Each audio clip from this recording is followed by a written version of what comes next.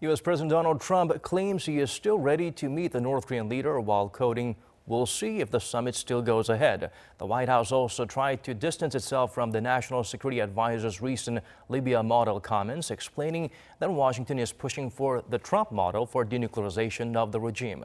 Seung-jae gets us up to speed with the developments. The potential path to denuclearization and peace on the Korean Peninsula now hangs in the balance after North Korea threatened this week to pull out of its upcoming summit with U.S. President Donald Trump. This is what Trump had to say about the matter on Wednesday ahead of his talks with the president of Uzbekistan. We'll have to see. Can the Korean summit be salvaged? We haven't been notified at all. We'll have to see. President Trump has said he expects the June 12 summit in Singapore to be a success.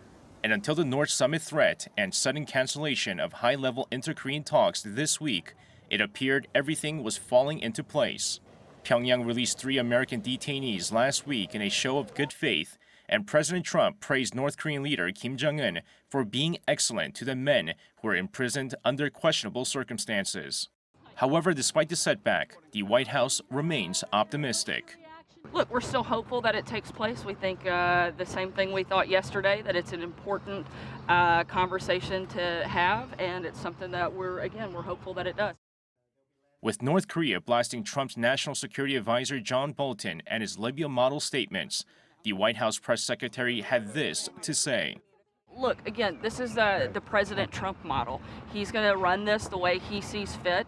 We're 100% confident, as we've said many times before, and as we all know that you're aware, he's the best negotiator, and we're very confident in that front. For the time being, it's a waiting game.